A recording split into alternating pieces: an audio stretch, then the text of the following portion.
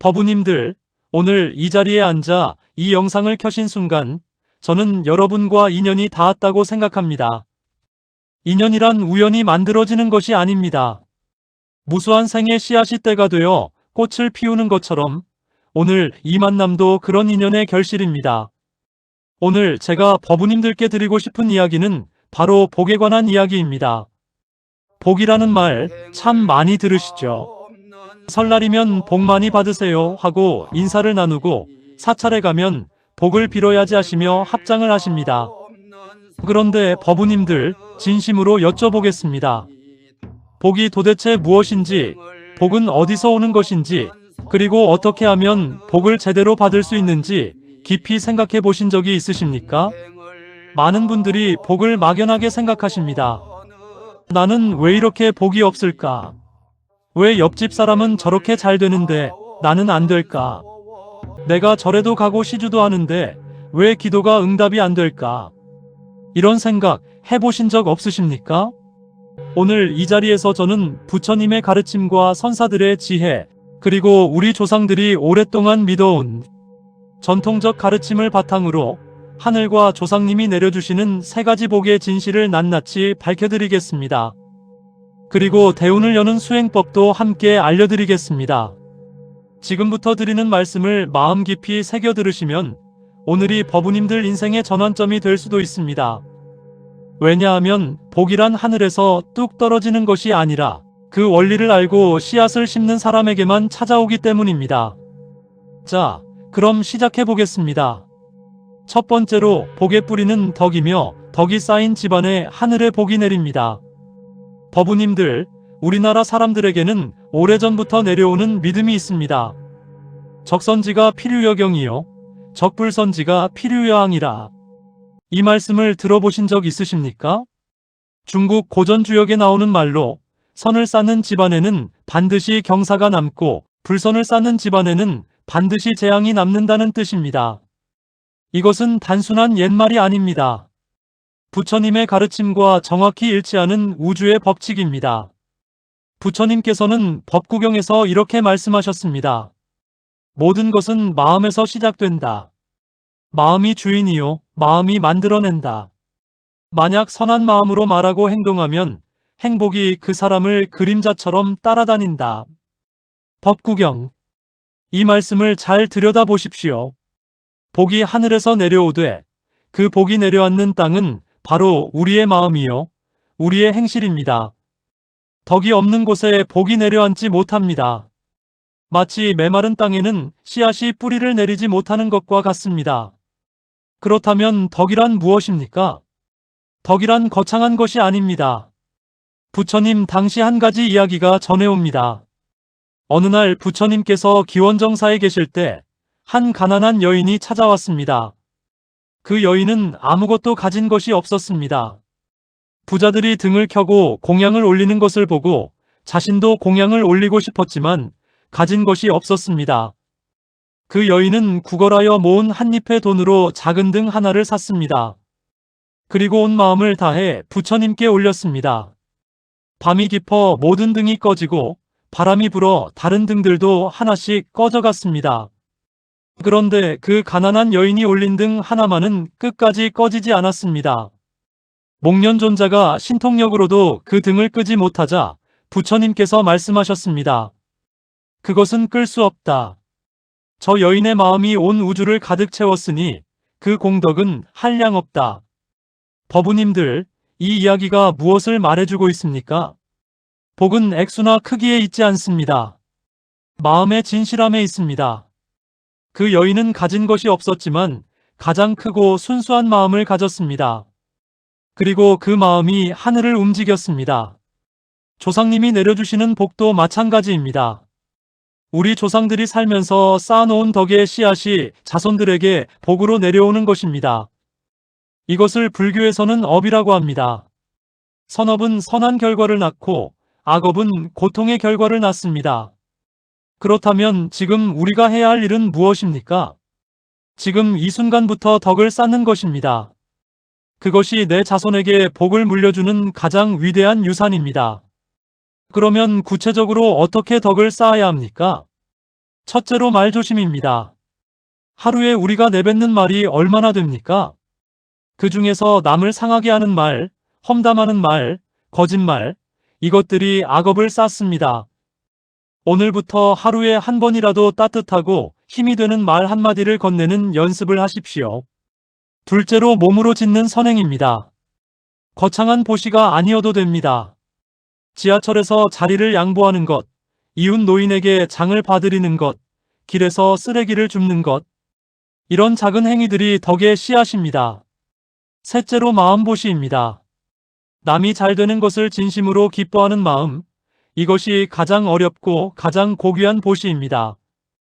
우리는 흔히 남이 잘 되면 시기하고 질투합니다. 그런데 남의 행복을 나의 행복처럼 기뻐할 수 있다면 그 공덕은 헤아릴 수가 없습니다. 매일 아침 일어나서 이 기도를 올려보십시오. 원하오니 모든 중생이 행복하고 평화롭기를 바랍니다. 원하오니 나의 조상님들이 좋은 곳에 계시기를 바랍니다. 원하오니 이 선한 마음이 씨앗이 되어 모든 이에게 복이 되기를 바랍니다. 이렇게 기도하면서 하루를 시작하는 것, 이것이 덕을 쌓는 실천입니다. 조계종의 어느 큰 스님께서 말씀하셨습니다. 복을 받으려 하기 전에 복을 심어라. 복을 빌기 전에 복을 베풀어라. 하늘은 빈 그릇을 채워주시지만 먼저 그릇을 닦는 것은 우리의 몫이다.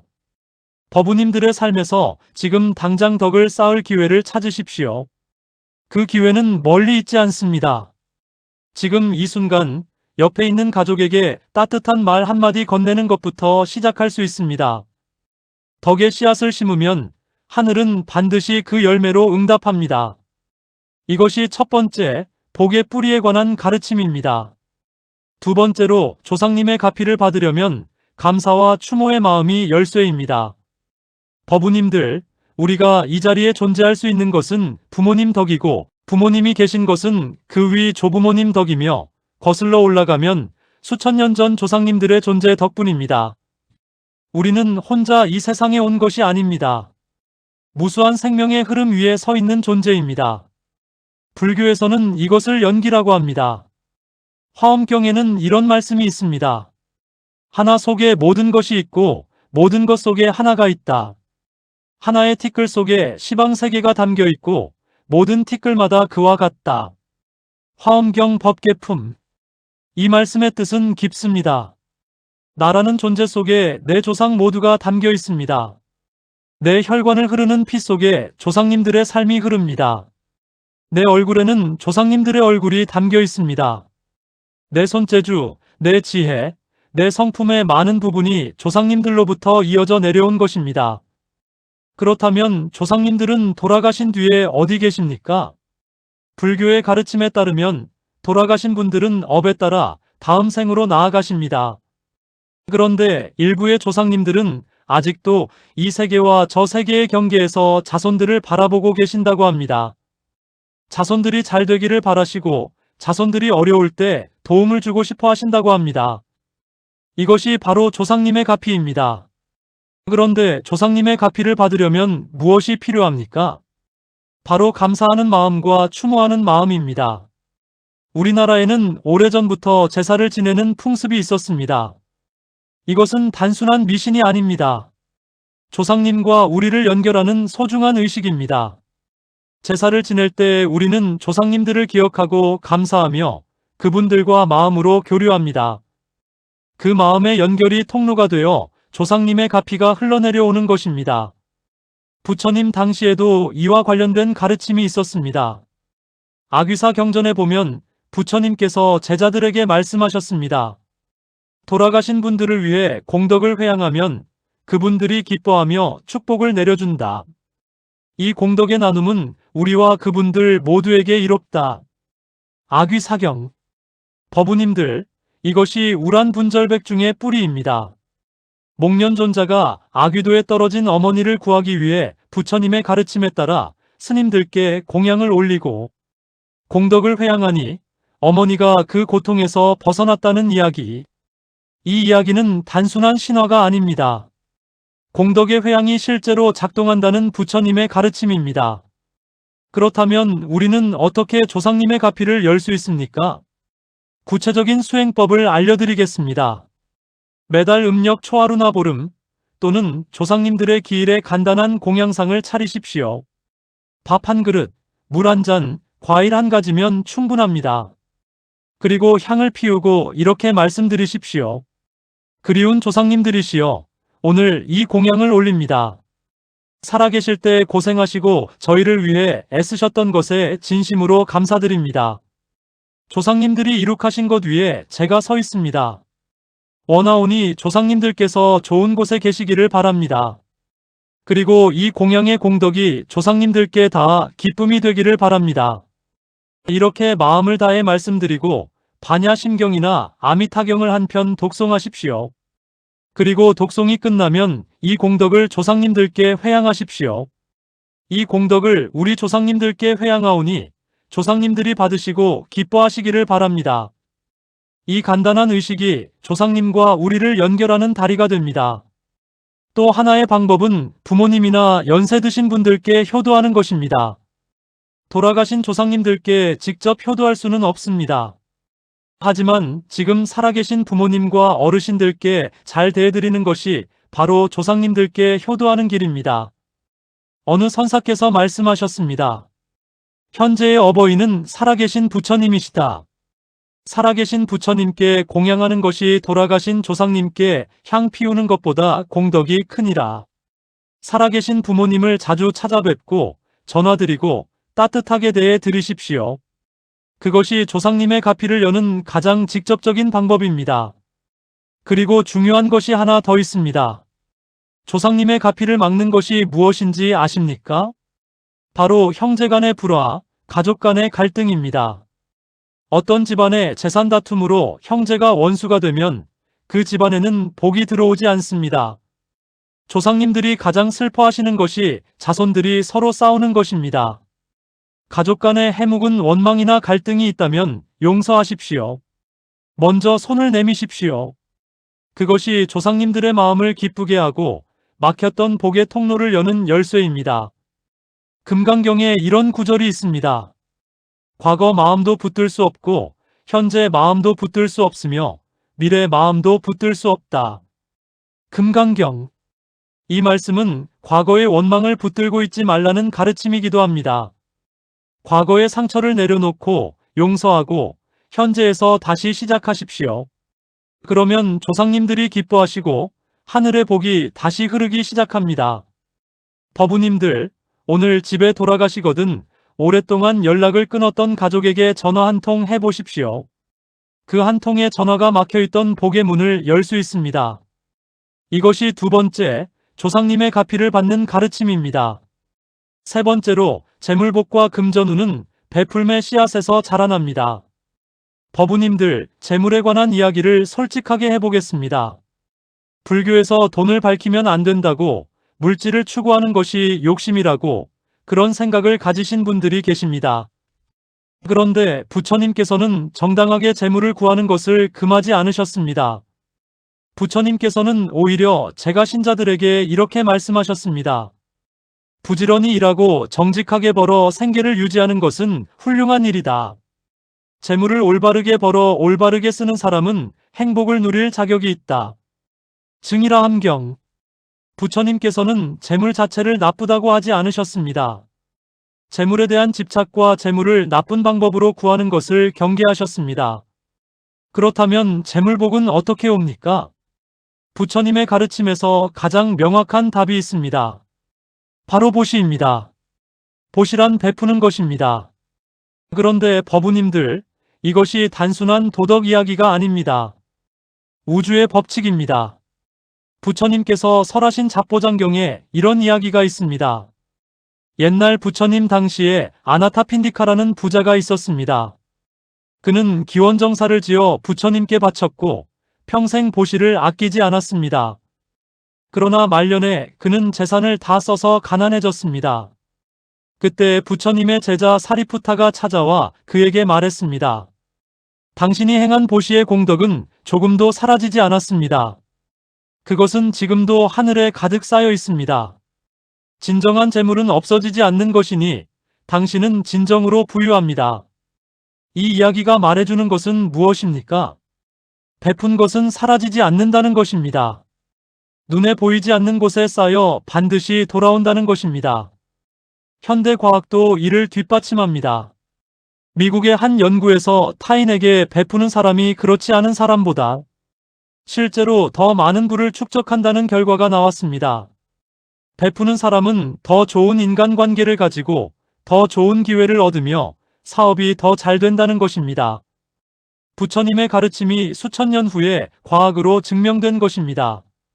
그렇다면 재물복을 부르는 구체적인 수행법은 무엇입니까? 첫째, 매달 수입의 일부를 나누십시오. 금액은 중요하지 않습니다. 수입의 1%도 좋고 5%도 좋습니다. 이것을 보시하는 습관을 들이십시오. 사찰에 시주하셔도 좋고 어려운 이웃을 돕는 단체에 기부하셔도 좋습니다. 그 돈이 씨앗이 되어 복이 되어 돌아옵니다. 둘째, 재물을 대하는 마음가짐을 바꾸십시오.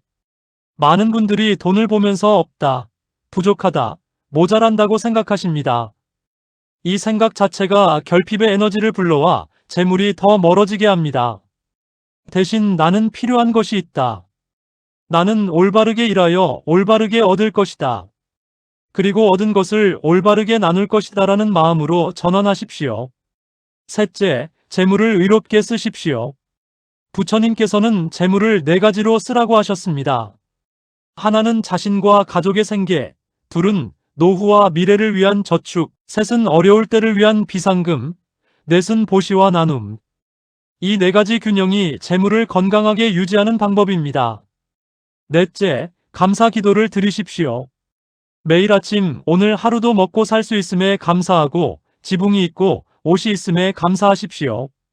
감사하는 마음이 풍요의 의식을 불러오고 풍요의 의식이 더 많은 것을 끌어당깁니다. 불교 경전에 이런 말씀이 있습니다.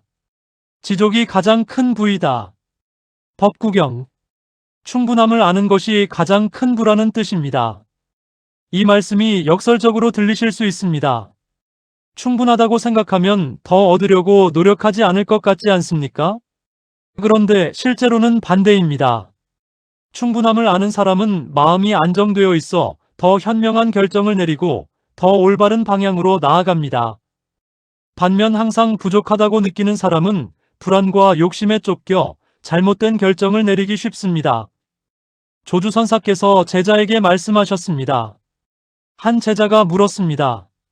스님, 저는 왜 가난합니까? 어떻게 하면 부자가 될 수 있습니까? 조주선사가 답하셨습니다. 부는 밖에서 오는 것이 아니다. 내 마음속에 가득 차 있다.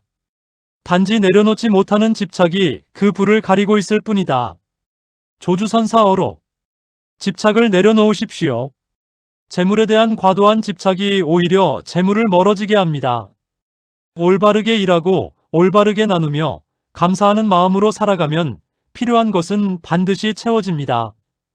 이것이 부처님이 가르쳐 주신 재물의 법칙입니다. 법우님들, 오늘 당장 실천하실 수 있는 것 하나를 드리겠습니다. 지금 가지고 계신 것 중에서 하나를 필요한 이웃에게 드리십시오. 옷 한 벌이어도 좋고 식품 하나여도 좋습니다. 그 나눔의 행위가 재물복의 씨앗을 심는 것입니다. 세 번째 가르침, 재물복은 베풀매 씨앗에서 자란다는 것을 잊지 마십시오. 네 번째로 대우는 마음의 밭을 갈고 수행하는 사람에게 열립니다. 법우님들, 이제 가장 핵심적인 이야기를 드릴 차례입니다. 하늘의 복, 조상님의 가피, 재물의 복, 이 모든 것을 하나로 모아 대운으로 연결하는 열쇠가 있습니다. 그것은 바로 마음의 수행입니다. 우리가 흔히 운이 좋다, 운이 나쁘다고 말합니다. 그런데 운이란 무엇입니까? 운이란 기회와 준비가 만나는 지점입니다. 하늘이 기회를 내려줘도 그것을 받을 준비가 된 마음이 없으면 기회를 알아보지 못하고 그냥 지나칩니다. 이것이 운이 없어 보이는 사람들의 실제 상황입니다. 반면 마음을 수행하고 깨어있는 사람은 같은 상황에서 기회를 보고 감사를 느끼며 올바른 방향으로 나아갑니다. 이것이 운이 좋아 보이는 사람들의 실제 상황입니다. 달마대사께서 해가에게 말씀하셨습니다. 마음을 찾아 안심하라. 마음이 고요하면 세상이 고요하고 마음이 밝으면 세상이 밝다. 전등록. 이 말씀이 대운의 비밀을 담고 있습니다. 마음이 고요하고 밝아질 때 우리는 더 명확하게 볼 수 있고 더 현명하게 판단할 수 있으며 더 올바른 행동을 할 수 있습니다. 그 결과가 바로 우리가 대운이라고 부르는 것입니다. 그렇다면 마음의 밭을 가는 수행법에는 어떤 것들이 있습니까? 첫째는 아침 명상입니다. 매일 아침 일어나면 세수를 하기 전에 잠깐 딱 5분만 앉아서 눈을 감으십시오. 그리고 숨을 천천히 들이쉬고 내쉬면서 마음을 가라앉히십시오. 들이쉴 때 관세음보살을, 내쉴 때 관세음보살을 마음속으로 부르십시오. 이 5분이 하루 전체의 흐름을 바꿉니다. 불교에서 이것을 수식관이라고 합니다. 호흡을 세면서 마음을 집중하는 수행법입니다. 이 수행을 꾸준히 하면 마음이 안정되고 감정에 휩쓸리지 않으며 더 명확하게 생각할 수 있게 됩니다. 둘째는 독경입니다. 매일 아침이나 저녁에 반야심경 한 편을 독경하십시오. 반야심경은 짧지만 그 안에 불교의 핵심 지혜가 모두 담겨 있습니다. 색즉시공 공즉시색, 형태 있는 것이 곧 비어있음이요 비어있음이 곧 형태라는 가르침. 이것은 우리를 올가매는 집착에서 벗어나게 해주는 지혜의 검입니다. 셋째는 감사일기입니다. 매일 자기 전에 오늘 하루 감사한 일 3가지를 적으십시오. 처음에는 어색하고 찾기 어려울 수도 있습니다. 하지만 꾸준히 하다 보면 감사한 일이 점점 더 많이 보이기 시작합니다. 그리고 감사가 보이는 눈이 생기면 기회도 함께 보이기 시작합니다. 이것이 대운이 열리는 메커니즘입니다. 넷째는 자비심 수행입니다.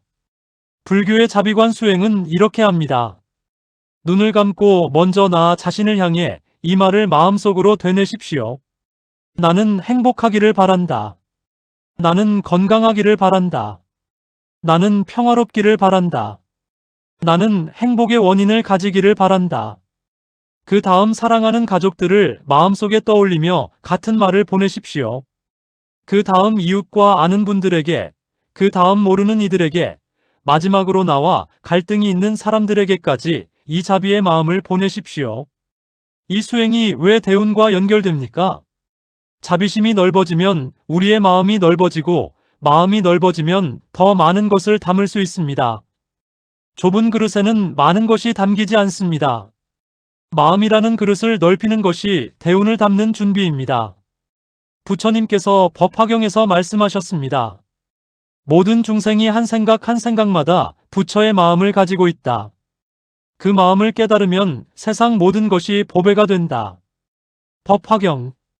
법우님들, 우리 안에 이미 불성이 있습니다. 이미 지혜가 있습니다. 이미 복이 있습니다. 다만 그것이 번뇌와 집착과 두려움으로 가려져 있을 뿐입니다. 수행이란 그 가림막을 걷어내는 일입니다. 가림막이 걷히면 무슨 일이 일어납니까? 더 맑게 보이고 더 현명하게 판단하고 더 올바른 선택을 하게 됩니다. 사람들에게 더 진실하게 다가가고 좋은 인연이 모여들며 기회가 눈에 들어오고 그 기회를 잡는 용기가 생깁니다. 이것이 대운입니다. 운이 좋은 사람과 운이 나쁜 사람의 차이를 오랫동안 연구한 학자가 있었습니다. 그 학자가 발견한 것은 운이 좋은 사람들의 공통점이 있다는 것이었습니다. 그들은 긍정적인 마음을 가지고 있었고 새로운 것에 열린 태도를 가지고 있었으며 실패를 두려워하지 않았습니다. 그리고 가장 중요하게 그들은 타인에게 친절했고 좋은 인간관계를 유지했습니다. 이것이 바로 불교에서 수천 년 전에 가르쳐준 내용입니다. 수행은 관념적인 것이 아닙니다. 매우 실용적인 것입니다. 매일 아침 5분 명상, 하루에 한 편 독경, 자기 전 감사일기 3가지, 그리고 자비심 수행. 이 4가지를 꾸준히 하시면 3개월 안에 변화가 느껴지기 시작합니다. 마음이 안정되고 주변 관계가 나아지고 새로운 기회가 보이기 시작합니다. 그것이 쌓이면 대운이 됩니다. 옛날 서산대사께서 말씀하셨습니다.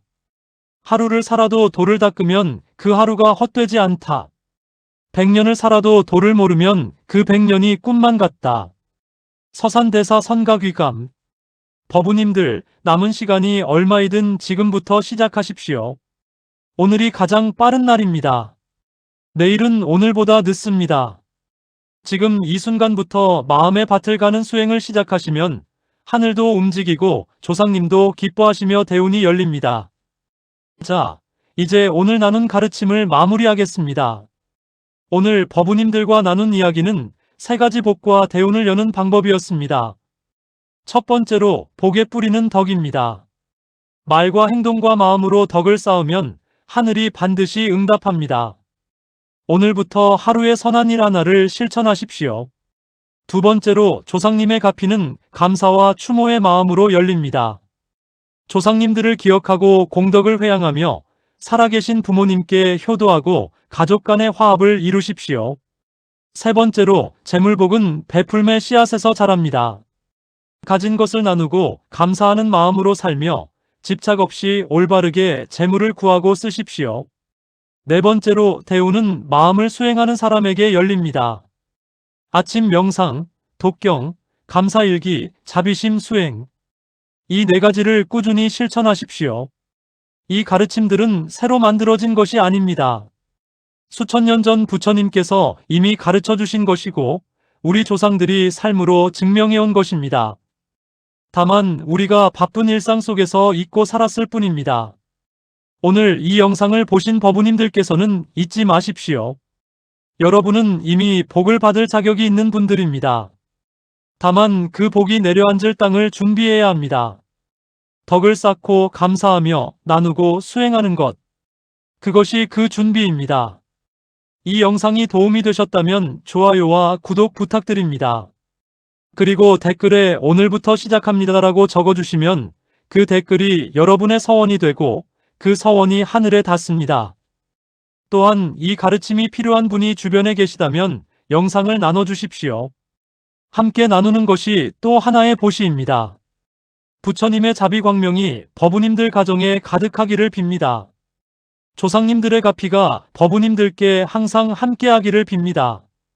건강하시고 행복하시고 하시는 모든 일이 잘 되시기를 진심으로 기원합니다. 나무 아미타불, 나무 아미타불, 나무 아미타불. 오늘도 좋은 인연으로 만났습니다. 감사합니다.